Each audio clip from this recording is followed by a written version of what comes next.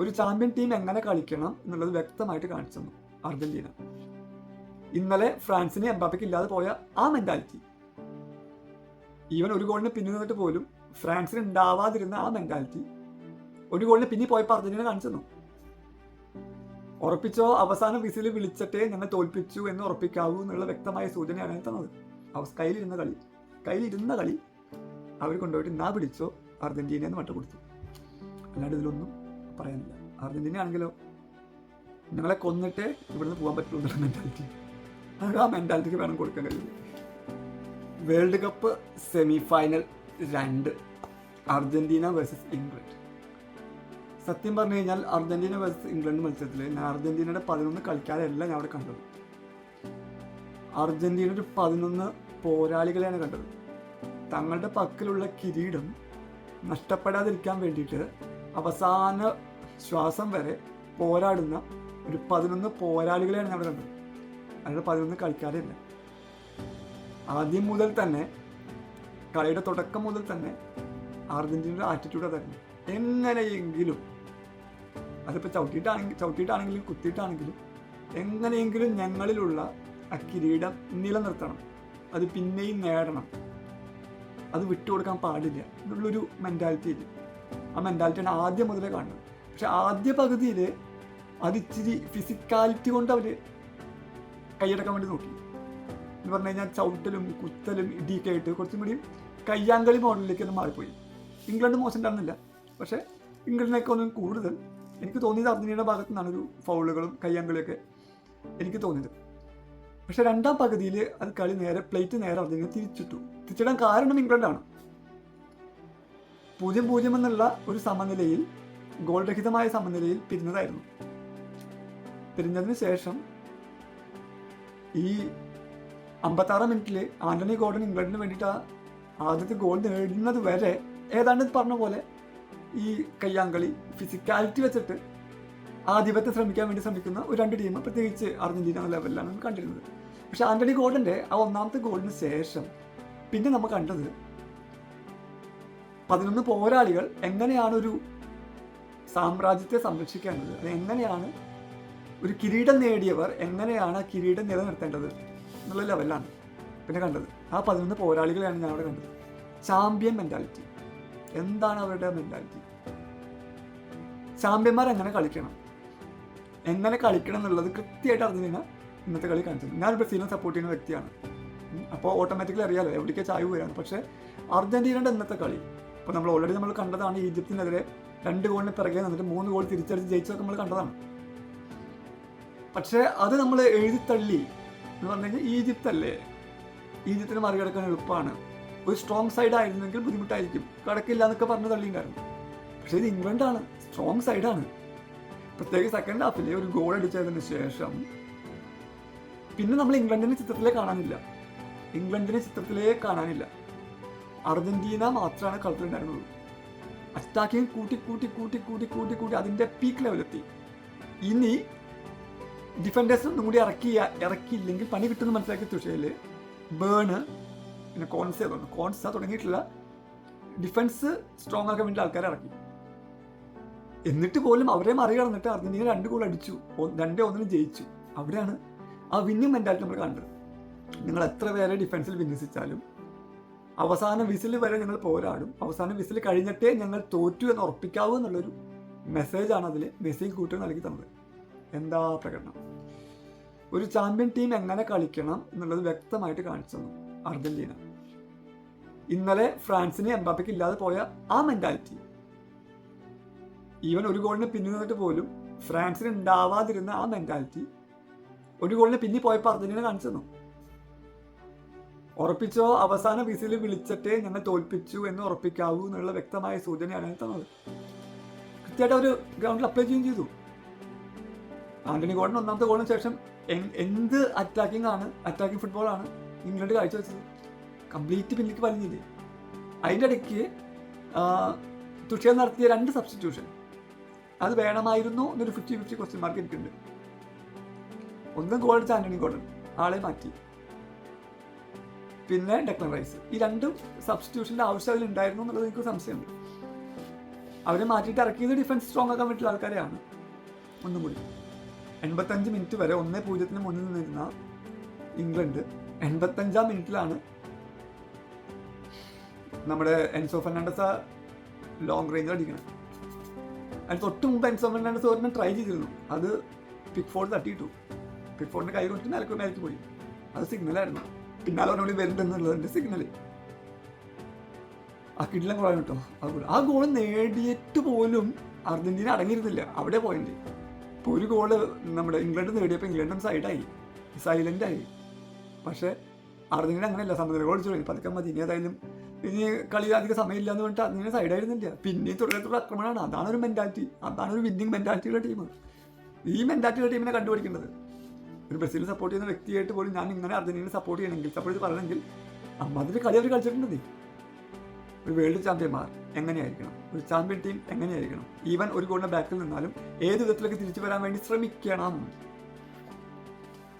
Even അവരിപ്പോൾ ഇന്ന് 2 goal ജയിച്ചില്ലെങ്കിൽ പോലും അവരുടെ ആ മെന്റാലിറ്റിക്ക് ഞാൻ കൈയ്യടി കൊടുക്കും. അവർ ജയിച്ചു, എന്തായാലും തിരിച്ചും കൈയ്യടി സല്യൂട്ടും കൊടുക്കണം. പക്ഷെ ഇവൻ ജയിച്ചില്ലെങ്കിൽ പോലും അവരുടെ മെന്റാലിറ്റി ഉണ്ടല്ലോ, ഞങ്ങൾ മാക്സിമം ട്രൈ ചെയ്തിരിക്കും, ഞങ്ങളുടെ അവസാനത്തെ ശ്വാസം പോകുന്നവരെ ഞങ്ങൾ ട്രൈ ചെയ്തിരിക്കുന്ന ഒരു മെന്റാലിറ്റി ഉണ്ടല്ലോ, കൈയ്യടിക്കണം. 8 ഗോളോട് കൂടി മെസ്സിയാണ് ഇപ്പോൾ 1ാം സ്ഥാനത്ത്, top goal scorer, golden boot. Kylian Mbappe ആയിരുന്നു ഇന്നത്തെ കളി വരെ. പക്ഷേ എന്തുകൊണ്ട് കിലിയൻ എംബാപ്പെ 8 ഗോള് 3 അസിസ്റ്റ് അങ്ങനെ 1ാം സ്ഥാനത്ത് വന്നു. Messi 8 goal 2 assist. അത് കാരണം മെസ്സി 2ാം സ്ഥാനത്തായിരുന്നു. ഇന്നത്തെ കളിയോട് കൂടി മെസ്സി 1ാം സ്ഥാനത്തേക്ക് വന്നു. 8 ഗോള് 4 അസിസ്റ്റ്. ഇന്ന് അർജന്റീന അടുത്ത് 2 ഗോളിൻ്റെ അസിസ്റ്റ് മെസ്സി ആയിരുന്നു. ഒന്ന് നമ്മുടെ എൻസോ ഫെർണാണ്ടസിനെ അസിസ്റ്റ് ഇട്ട് കൊടുത്തത് മെസ്സിയാണ്, നമ്പർ 1. വിന്നിംഗ് ഗോൾ അടിച്ച ലൗട്ടറോ മാർട്ടിനസിനെ കൃത്യമായിട്ടുള്ള പാസ് കൊടുത്തത് മെസ്സിയാണ്. ഈവൻ എൻസോ ഫെർണാണ്ടസിന്റെ ഗോള് വണ്ടർഫുൾ ആയിരുന്നു. അത് പിന്നെ ബോക്സിന് പുറത്തുനിന്ന് അടിച്ച് എന്ന് പറയാം. പക്ഷെ ഇത്രയും കട്ട കൂടിയ ഡിഫൻസിലായിട്ട് പോലും അവർക്ക് തടുക്കാൻ പറ്റില്ല. അടുത്തത് വിന്നിംഗ് ഗോൾ അതിനേക്കാൾ മനോഹരമാണ്. ബോക്സിലേക്ക് മെസ്സിയുടെ ഒരു പാസ് വരികയാണ്. ബേൺ, ഗൂഹി, പിന്നെ പിക്ഫോർഡ് ഗോൾ കീപ്പർ, പിന്നെ കോൺസ തുടങ്ങിയിട്ടുള്ള എല്ലാവിധ ഡിഫൻസും അവിടെ ഉണ്ട്. മിനിമം ഒരു 6 പേര് ഡിഫൻസിന് ആളുണ്ടാവും. ഈ വേണ്ട, എനിക്ക് തോന്നുന്ന 10 പേര് ബോക്സിലുണ്ടാവും. എന്നിട്ട് പോലും അവരൊക്കെ മറികടന്നിട്ട് ലൗട്ടറോ മാർട്ടിനസിന് കൃത്യമായിട്ട് ഹെഡ് ചെയ്യാവുന്ന ലെവലിൽ മെസ്സി ആ ബോൾ ഇട്ട് കൊടുത്തു. ലൗട്ടറോ മാർട്ടിനസ് കൃത്യമായിട്ട് അത് ഹെഡ് ചെയ്ത് ഗോളാക്കുകയും ചെയ്തു. ക്വാർട്ടർ ഫൈനലിൽ സ്വിറ്റ്സർലൻഡിനെതിരെ അവസാനത്തെ ഗോൾ അടിച്ചതും 3ാം ഗോൾ അടിച്ചതും ലൗട്ടറോ മാർട്ടിനസാണ്. ചെങ്ങായി ഇപ്പോൾ ക്വാർട്ടർ ഫൈനലിലും ഗോൾ അടിക്കുന്നു, സെമി ഫൈനലും ഗോൾ അടിക്കുന്നു.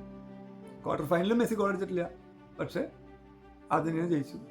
സെമിയിലും മെസ്സി ഗോൾ അടിച്ചിട്ടില്ല, പക്ഷേ അർജന്റീന ജയിച്ചു. അത് നല്ലൊരു പോസിറ്റീവ് സൈനാണ് അർജന്റീനയ്ക്ക്. എന്താ പറയുക, എന്താ പറഞ്ഞാൽ ഇത്രയും ഡിഫൻസീവ് എന്ന് പറഞ്ഞു കഴിഞ്ഞാൽ ആ ഗോൾ അടിച്ചോട് 56 മിനിറ്റിൽ ആന്റണി ഗോർഡൻ ഗോൾ അടിച്ചോട് അത് മോർഗൻ റോജേഴ്സിൻ്റെ ഒരു കിഡിലം ബോളായിരുന്നു. അതൊരു ഡിഫൻസീവ് എന്ന് പറഞ്ഞു കഴിഞ്ഞാൽ എനിക്ക് തോന്നുന്നത് ക്രിസ്ത്യൻ റൊമേറോയുടെ ഒരു പിഴവാണ്, ഡിഫൻസീവ് എററാണത്. ആ എറർ അവിടെ ഉണ്ട്. അത് മുതലെടുത്തിട്ട് ആന്റണി ഗോർഡൻ മുമ്പിലേക്ക് കയറി ചാടി കാല് വെച്ചു. എമിലിയാനോ മാർട്ടിനസിനെ മറികടന്ന് പോയി. അത് റോജേഴ്സിന് മിടുക്കുണ്ട്, അതിനൊക്കെ മിടുക്ക് ആന്റണി ഗോർഡനുണ്ട്. മറികടന്ന് കയറി പോകണമല്ലോ. ഇവരെല്ലാവരും മാർക്ക് ചെയ്ത് വെച്ചിട്ടുണ്ടായിരുന്നു. ഞാൻ കഴിഞ്ഞ ദിവസം പറഞ്ഞത് മാർക്ക് ചെയ്ത് വെച്ചിട്ടുണ്ടാവുക ഹാരി കെയ്നെയും ജൂഡ് ബെല്ലിംഗാമനായിരുന്നു. അതവർ കൃത്യമായിട്ട് ചെയ്തിട്ട് ഇന്നത്തെ കളിയിൽ ജൂഡ് ബെല്ലിംഗാമനെയും ഹാരി കെയ്നെയും അഴിഞ്ഞാടാൻ അവർ വിട്ടിട്ടില്ല. അതിന് കുറവ് കണ്ടിട്ടുണ്ട് ഇംഗ്ലണ്ട് സൈഡിൽ. ആ ഗ്യാപ്പിൽ കയറി ഗോൾ അടിക്കാൻ പറ്റിയത് ആന്റണി ഗോർഡനാണ്. പക്ഷെ ആ ഒരു ഗോൾ അടിച്ചതിന് ശേഷം ഇംഗ്ലണ്ടിൻ്റെ മെൻറ്റാലിറ്റി ഡിഫെൻസീവ് പോവുക, ഡിഫൻസിൽ ആൾക്കാരെ ഇറക്കുക. കാരണം അമ്മാതിരി അറ്റാക്കിങ് വരണ്ടായിരുന്നു.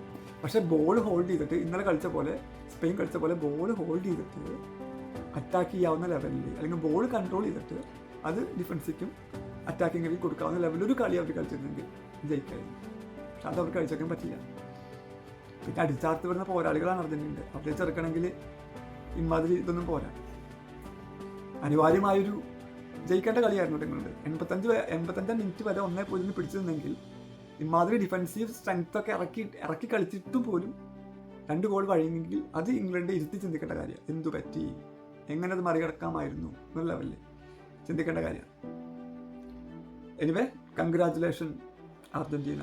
തുടർച്ചയായ 2ാമത്തെ വേൾഡ് കപ്പിലും ഫൈനലിലേക്ക് യോഗ്യത നേടിയിരിക്കുന്നു. ഗ്രേറ്റ് പ്ലേ, ഫാന്റാസ്റ്റിക് പ്ലേ, ഒന്നും പറയാനില്ല. അവർക്ക് നയിക്കാൻ ഒരു കിഡിലൻ പ്ലെയർ ഉണ്ട്, ലോകോത്തര പ്ലെയർ ഉണ്ട് ലയണൽ മെസ്സി. പക്ഷേ ഒരു പരിധി വരെ ലയണൽ മെസ്സിനെ 85 മിനിറ്റ് വരെ എന്ന് പറയാം ലയണൽ മെസ്സിനെ പൂട്ടാൻ ഇംഗ്ലണ്ടിന് സാധിച്ചിട്ടുണ്ട്. ഇല്ലായിരുന്നെങ്കിൽ ഇപ്പോൾ കുറേ ഗോളുകൾ കയറിയിരുന്നു, ഒരു ഇതൊക്കെ പൂട്ടാൻ പറ്റിയിരുന്നു. പക്ഷേ അത് ലയണൽ മെസ്സിയാണ്. നിങ്ങൾ കുറച്ചും കൂടി മൂക്കണം എന്നുള്ള കാര്യം ട്വിറ്ററിൽ മറന്നു. എക്സ്ട്രാ കെയർ കൊടുക്കേണ്ടതായിരുന്നു, അത് മറന്നു തന്നെ പറയേണ്ടത്. പിന്നെ പിക്ഫോർഡിൻ്റെ കാര്യം എടുത്ത് പറയണം. കിഡിലൻ സേവുകളാ ചെങ്ങായി, 2 3 ഒന്ന് ലോങ് റേഞ്ച് അൻസോടൊന്ന്, പിന്നെ അതുപോലെ വേറെ 1 2 കളിക്കാരുടെ ഹെഡറും ഒക്കെ കൃത്യമായിട്ട് തടഞ്ഞിട്ടുണ്ട് പിക്ഫോർഡ്. അതും കൂടി ഇല്ലായിരുന്നെങ്കിൽ മിനിമം 4 5 എണ്ണം ഇംഗ്ലണ്ടിന് വരെ കയറിയേനെ. ഞാൻ ഇംഗ്ലണ്ടിൽ നിന്ന് ഇതിനേക്കാളൊരു മെച്ചപ്പെട്ട അറ്റാക്കിങ്ങും മെച്ചപ്പെട്ട കളിയും പ്രതീക്ഷിച്ചു. പക്ഷെ നടന്നില്ല. മധ്യനിരയിലെ ബോൾ കൺട്രോളിങ് തന്നെയാണ് ഇംഗ്ലണ്ടിന് പ്രശ്നമായത്, അതന്നെ പ്രശ്നമായത്. പിന്നെ അടിച്ചാർത്ത് വന്ന അർജന്റീനൻ തിരമാലകളെ തടുത്തിടാൻ അവർക്ക് പറ്റിയില്ല. അത്ര ഡിഫെൻസീവ് പവറും ഡിഫെൻസീവ് സ്ട്രെങ്ത് ഉണ്ടായിട്ടും പറ്റിയില്ല. അതിനത് വലിയ വില കൊടുക്കേണ്ടി വന്നു. അവർ കയ്യിലിരുന്ന കളി അവർ കൊണ്ടുപോയിട്ട് നാ പിടിച്ചോ അർജന്റീന എന്ന് വട്ടം കൊടുത്തു. അല്ലാണ്ട് ഇതിലൊന്നും പറയാനില്ല. അർജന്റീന ആണെങ്കിലോ ഞങ്ങളെ കൊന്നിട്ടേ ഇവിടുന്ന് പോകാൻ പറ്റുള്ളൂ എന്നുള്ള മെൻറ്റാലിറ്റി, ആ മെൻറ്റാലിറ്റിക്ക് വേണം കൊടുക്കാൻ കഴിയും. ഇതൊക്കെയാണ് മറ്റുള്ള ടീം, ബ്രസീൽ ഉൾപ്പെടെയുള്ള മറ്റുള്ള ടീം കണ്ടുപിടിക്കുന്നത്. ഒരു ഗോൾ അടിച്ചാൽ ഞങ്ങൾ തിരിച്ചടിച്ചിരിക്കും. ഫൈനൽ വിസിൽ വരുമ്പോൾ ഞങ്ങൾ സ്കോർ ബോർഡിൽ ഗോളില്ലെങ്കിൽ ഞങ്ങൾ തോറ്റു എന്ന് ഫൈനൽ വിസിൽ വന്നിട്ട് ഉറപ്പിക്കാവൂ എന്നുള്ള ഒരു വെല്ലുവിളി. സമ്മതിക്കണം. കിഡില പെർഫോമൻസ്. ഇതെന്തായാലും അതിൻ്റെ ടൈമാണ്. പക്ഷേ ഇനി ഫൈനലാണ്. ന്യൂ ജേഴ്സിയിൽ ഞായറാഴ്ച നടക്കുന്ന ഫൈനലിൽ അവർ നേരിടാൻ പോകുന്നത് കരുത്തരായ കാളക്കൂറ്റന്മാരെയാണ്, സ്പെയിൻ. എന്താണ് ഫ്രാൻസിനോട് കാണിച്ചത് നമുക്കറിയാം. അക്ഷരാർത്ഥത്തിൽ ഫ്രാൻസിനെ ഇല്ലാതാക്കുന്ന കളി കളിച്ചത്. എന്നാൽ ഈ രണ്ടാമത്തെ സെമിഫൈനൽ ഒരു സെമിഫൈനലിനുള്ള ചേരുവകളല്ലാണ്ടായിരുന്നു. ആദ്യം ഗോൾ അടിക്കുന്നു, പിന്നെ തിരിച്ചടിക്കുന്നു, പിന്നെ അടിക്കുന്നു. ഒരു സെമിഫൈനലിന് വേണ്ടുന്ന എല്ലാ ചേരുവകയും ഈ അർജന്റീന വേഴ്സസ് ഇംഗ്ലണ്ട് മത്സരത്തിലുണ്ടായിരുന്നു.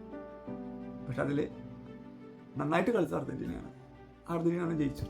85 മിനിറ്റ് വരെ കയ്യിൽ വെച്ചുകൊണ്ടിരുന്ന സൗഭാഗ്യം കൊണ്ടുപോയിട്ടല്ലേ മക്കളെ നിങ്ങൾ കളഞ്ഞു കുളിച്ചത്. ഓക്കെ, ഒന്നും പറഞ്ഞ കാര്യമില്ല. എനിവേ, ഞായറാഴ്ച നടക്കുന്ന ഫൈനലിൽ, വിശ്വവിഖ്യാതമായ ഫൈനലിൽ കാളക്കൂട്ടന്മാരായ സ്പെയിനിനെ അർജന്റീന നേരിടുന്നു. നടക്കാതെ പോയ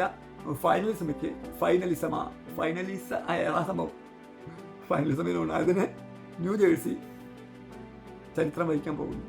അപ്പോൾ ആ പരാതി എല്ലാവർക്കും തീർന്നു കിട്ടിയില്ല. യൂറോപ്യൻ ചാമ്പ്യന്മാരും കോപ്പ അമേരിക്ക ചാമ്പ്യന്മാരും തമ്മിലുള്ള ഫൈനലിസമ കാണാൻ പറ്റിയില്ല എന്നുള്ളൊരു കുറവാക്കും വേണ്ട, അതെന്തായാലും നടക്കാൻ പോകുന്നുണ്ട്. അപ്പോൾ എന്തായാലും അർജന്റീനയും കരുതിയിരിക്കണം സ്പെയിനിനെ. അവർ ബോൾ കൺട്രോളിങ് യൂണിറ്റാണ്. തിരിച്ച് സ്പെയിനും കരുതിയിരിക്കണം അർജന്റീനയെ. ഒരിക്കലും തളരാത്ത 11 പോരാളികളോടാണ് നിങ്ങൾ കളിക്കുന്നത്. അവസാനം വിസിൽ വീണ് തോറ്റു എന്നുറപ്പാക്കിയിട്ട് മാത്രമേ ആഹ്ലാദിക്കാവൂ. തോറ്റു എന്നുറപ്പാക്കിയാൽ മാത്രമേ നിങ്ങൾ ജയിച്ചു എന്ന് പറയാൻ പറ്റുള്ളൂ. അല്ലാത്ത പക്ഷം അർജന്റീന തിരിച്ചടിക്കും.